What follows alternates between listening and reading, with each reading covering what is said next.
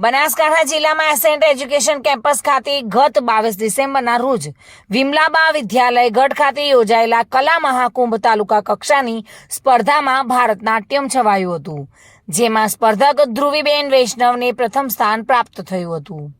આ નૃત્ય ખૂબ જ અઘરું અને ગહન પરિશ્રમ માંગતું નૃત્ય છે, જેને ધ્રુવી વૈષ્ણવ દ્વારા સુંદર રીતે રજૂ કરાતા તે પ્રથમ સ્થાન મેળવી શકી હતી.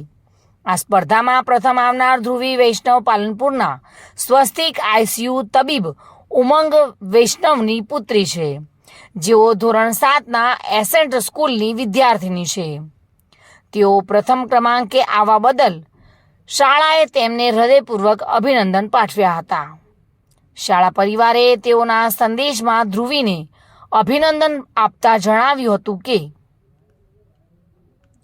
તેમની આ ઉત્કૃષ્ટ સિદ્ધિ માત્ર તમારા સમર્પણને જ નહીં પરંતુ તમારી નોંધપાત્ર પ્રતિભાને પણ દર્શાવે છે. અત્રે ઉલ્લેખનીય છે કે નાટ્યશાસ્ત્રના સિદ્ધાંતોને અનુસરતી ભારતીય નૃત્યકલાની એક અભિજાત અને સૌથી પ્રાચીન શૈલી ભારતનાટ્યમ છે.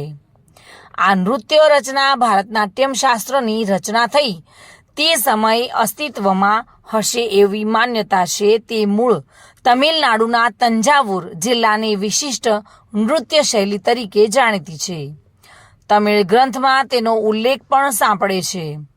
તંજાવુરના ચોલ રાજાઓના શાસનકાળ દરમિયાન આ નૃત્ય પ્રકાર વધુ પ્રચલિત હતો.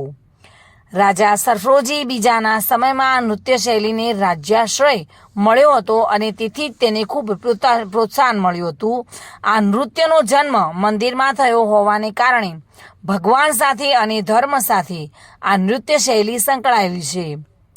તેમાં આવતો શૃંગાર રસ ભક્તિ રસથી ભરેલો હોય છે. તેમાં ભાવ, રાગ અને તાલનો અનોખો સમન્વય જોવા મળે છે. Reena Parmar, today news, Banaskantha.